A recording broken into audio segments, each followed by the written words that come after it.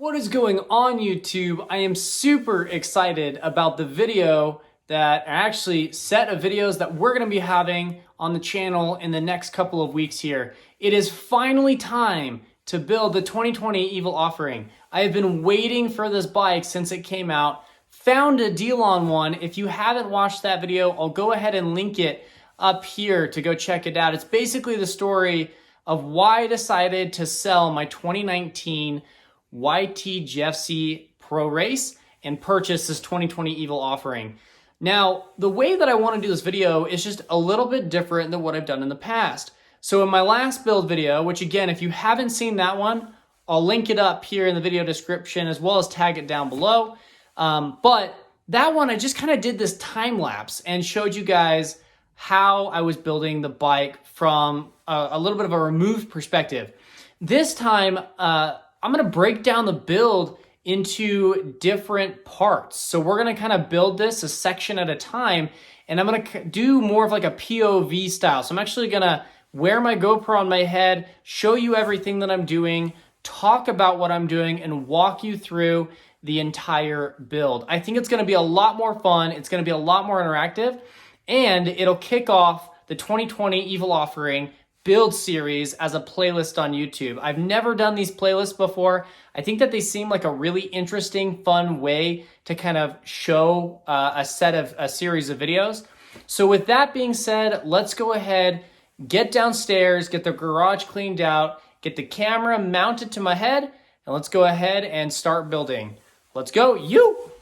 So we have got the Evil Offering here sitting in the old trusty bike stand, and we are going to start off the mini build series by trying to make this bike look as much like a bike as we possibly can. We are going to mount up the fork as well as the handlebars and a couple of other bits. We'll see how far we get. I don't want to make this video super long, but it's a mini build series, so we're just going to kind of do it a couple of parts at a time. So again, I've got my 2020 Evil Offering. We've got a couple of parts coming, inclusive of like a Megneg that's going to go on this rear shock here. So that's going to be awesome. So first and foremost, we've got our fork, which is a Rockshox Lyrik Ultimate. I'm not 100% sold that I want to keep the Lyrik Ultimate, but we're going to mount it up for now, as swapping out a fork is super easy. Because when I bought the frame, the guy also shipped the fork with it. I've already got, you can see here, the crown race is already on. I made this tool that was super cheap to get these things on. If you just take some PVC pipe right here, you can actually just take this PVC pipe, buy a coupling for the end here, and then you can literally just take this on, and it fits, you know, almost perfectly to really like hammer down and hit the crown steer racing thing. I think it's cost me less than $5 to build, you know, super cheap.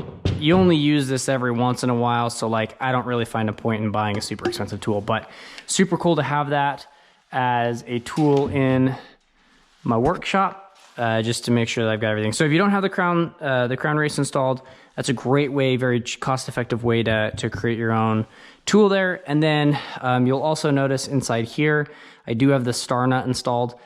These are a little bit of a pain to get in without a tool. Generally, what I'll do is I'll grab a top cap for this, and I'll screw the top cap on, and I'll just hit it down with a hammer until I can get it level. You have to be really careful about that, because if you screw it up, these things are a pain in the butt to fix. So, all right, so we've got our Rockshox Lyrik Ultimate. I've been running this bar on the last few bikes that I have. This is the Enve M6 carbon bar. So it's a 31.8 diameter clamp here. And this is mounted to a 35 millimeter Nukeproof Horizon stem. This is by far the best looking stem I've ever purchased. So if you guys are looking for one of these, you can pick this up on chainreactioncycles.com. It's a really, really awesome stem. They have a bunch of different colors. Really, really, really like it. So I've been super happy with this. So this is also going to go on. And then a lot of people may not know what these are.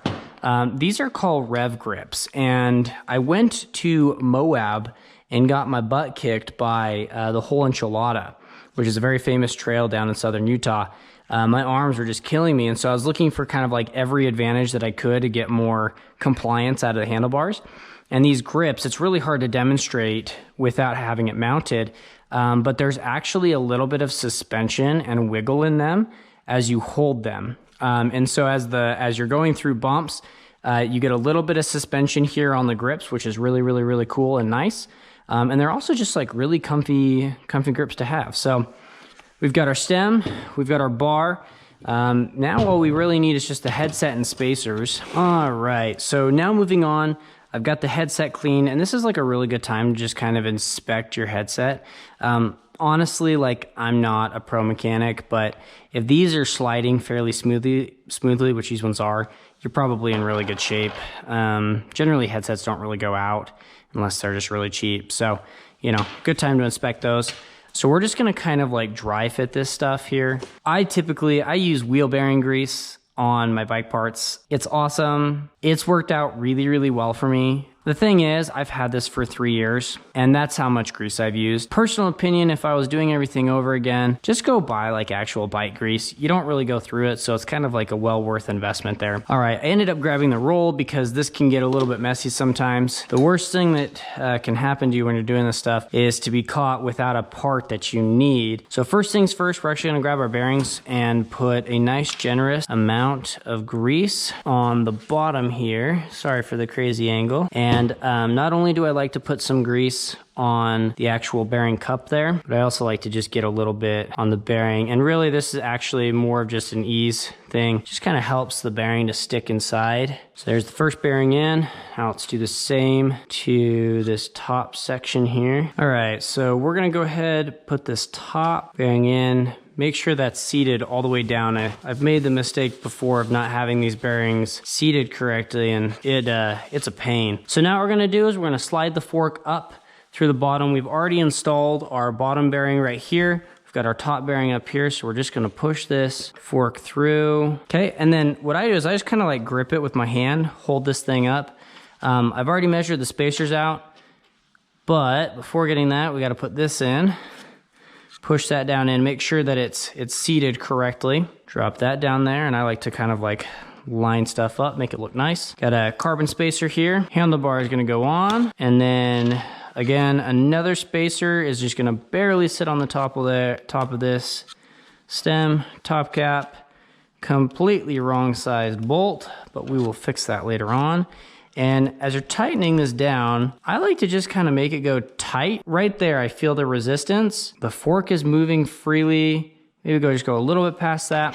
We should be good. All right, so now we're gonna actually tighten the stem bolts down. In order to do that, it's a little hard on the stand, so I'll probably have to adjust this later on. I'm gonna try to line up the handlebars with the fork as much as possible. And then I'm gonna use this super handy dandy torque tool that I got with my Canyon Strive. And then I'm just gonna use this, tighten it down here. So that, my friends, is looking like part 1 of the mini build series. It's gonna come to a close.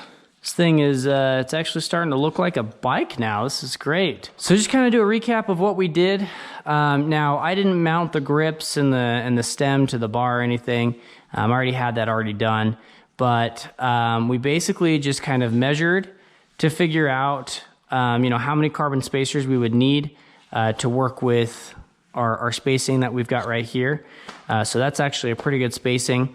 We've got 150 millimeter Rockshox Lyrik Ultimate. Not 100% sure I want to keep that. Part of me wants to go with the Pike Ultimate and bump it down to 140 millimeters of travel. We greased up both of our bearings here, put them in the cups, seated everything properly, and there you go, guys. There's kind of a finished product of what we're looking at for today's video. Anyways, guys, thank you for joining me today for this mini build series. I know there wasn't a whole ton done, but hopefully you found something that I've said helpful. I'm really excited to finish the rest of this bike with you guys and take you along for the journey. So if you're interested in seeing the rest of this bike built, there's a ton of unique parts that are going on this, including SRAM access wireless shifting. We've got a Megneg that's gonna go on the back. I'm still deciding whether or not I'm putting those Cush core into my Reynolds Carbon rim set. But if you're interested, make sure you hit that subscribe button. Please hit that like button if you liked the video. Drop a comment in the section below with any tools or tips or any help that you can give me Like I said, I'm not a professional mechanic. I'm a self-taught one. I've built several bikes in the past and never had an issue with them, but I'm always open to hearing what other tricks and tools you guys have. So anyways, thanks for joining me for today's video, guys. We're going to go ahead and sign off. So stay safe and ride happy. You!